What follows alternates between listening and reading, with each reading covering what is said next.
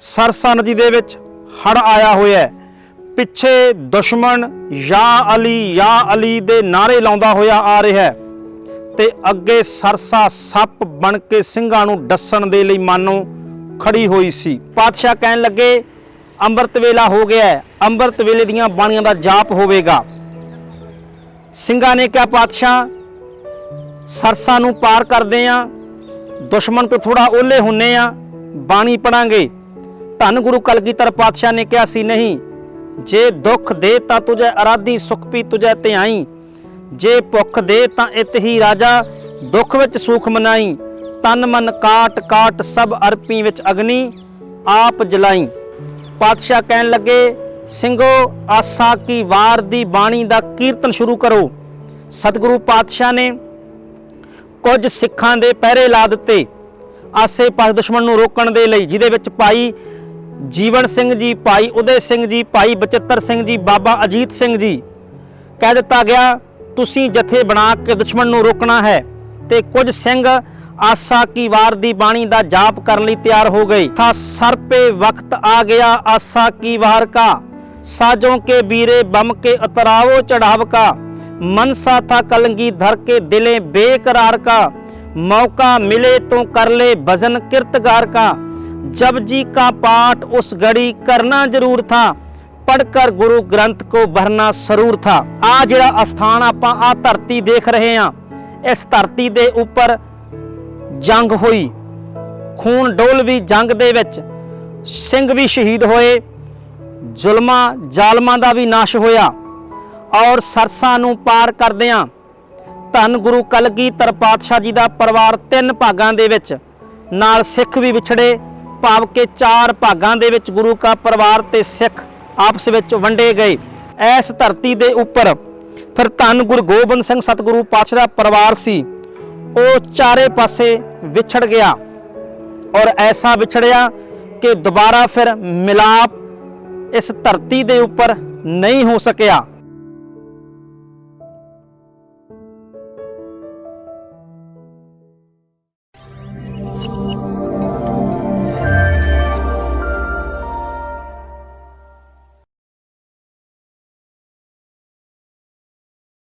वाहिगुरु जी का खालसा, वाहिगुरु जी की फतेह। हाजरां जी सफ़र शहादतां दा लैके तुसी देख रहे हो पंजाब न्यूज़ ते मैं हाँ सुखबीर सिंह चैना।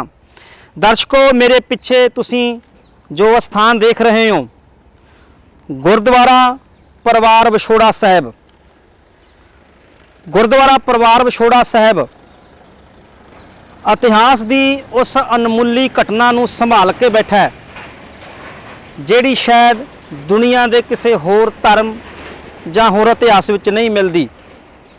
धन गुरु गोबिंद सिंह सतगुरु पातशाह 6 ते 7 पोह दी रात नूं 1704 दे विच आनंदपुर साहिब दा किला छड्डदे ने। सतगुरु पातशाह ने कीरतपुर साहिब नूं पार कीता। कीरतपुर साहिब नूं पार करके सतगुरु पातशाह सवेरे हुंदियां सार सरसा नदी दे किनारे ते पहुँचते ने। जदों इधर सरसा नदी के किनारे पहुँचे उस समय सरसा नदी दे विच हड़ आया होया सी, क्योंकि सर्दी दीयां रुत्तां बरसातां दा मौसम सी। सरसा नदी दे विच हड़ आया होया है। पिछे दुश्मन या अली दे नारे लाउंदा होया आ रहा है ते अगे सरसा सप बन के ਸਿੰਘਾਂ ਨੂੰ डस्सण दे लई मानो खड़ी हुई सी। इतिहास कहंदा है कि धन गुरु कलगीधर सतगुरु पातशाह जदों सरसा दे विच पैर पाउण लगे ते एकदम नाल दे ਸਿੰਘਾਂ ਨੂੰ रोक दिता। सतगुरु पातशाह नूं भाई दया सिंह ने पुछया दाता रोक क्यों गए? सतगुरां दा हुक्म सी दया सिंह जी आसमान दे वल वेखो। भाई दया सिंह ने आसमान वल नज़र मारी, नाल बचन कीता सतगुरु अंमृत वेला हो गया। अंमृत वेला की करन लई है? पातशाह अंमृत वेला सच नाउ वडियाई विचार उस करते दियां वडियाइयां करन दे लई। पातशाह कहन लगे अंमृत वेला हो गया है, अंमृत वेले दियां बाणियां दा जाप होवेगा। ਸਿੰਘਾਂ ने क्या पातशाह सरसा नूं पार करदे आ, दुश्मन तो थोड़ा ओले हुन्ने आ, बाणी पढ़ांगे।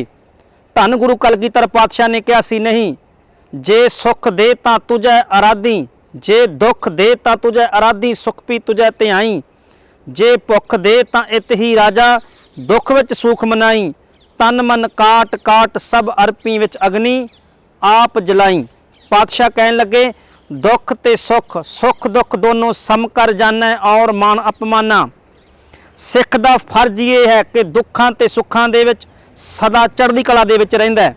इस करके असीं आनंदपुर साहिब दे किले दे विच असीं बाणी नहीं भुल्ले। असीं तख्त दे उत्ते बैठे आनंदपुर दियां सुख सुविधावां विच आनंद दे विच बाणी नहीं भुल्ले। अज सरसा किनारा है, दुश्मन चढ़ के आ रहा है, अज भी असीं बाणी नूं नहीं भुलना। पातशाह कहन लगे ਸਿੰਘੋ आसा की वार दी बाणी दा कीर्तन शुरू करो। सतगुरु पातशाह ने कुछ सिखां दे पहरे ला दिते आसे पासे दुश्मन नूं रोकण दे लई, जिहदे विच भाई जीवन सिंह जी, भाई उदय सिंह जी, भाई बचिੱਤਰ सिंह जी, बाबा अजीत सिंह जी कह दिता गया तुसीं जथे बना के दुश्मन नूं रोकना है। ते कुछ सिंह आसा की वार दी बाणी दा जाप करन लई तैयार हो गए। धन गुरु कलगीधर सतगुरु पातशाह ने आप दो तारा, जो एक रवायती कीर्तन दा साड़ सी, दो तारा पकड़िया और सरसा दे किनारे धन गुरु कलगीधर सतगुरु पातशाह जी ने आप आसा की वार दी बाणी दा कीर्तन किया।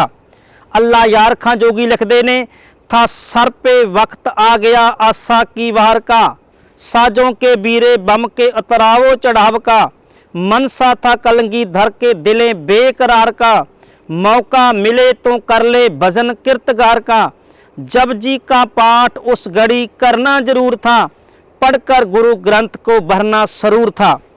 एक पासे तलवारां नेजे ढालां दे उत्ते खड़ाक दियां आवाज़ां आउंदियां ने, दूजे पासे आसा की वार दी बाणी आसमान दे विच गूंज रही सी।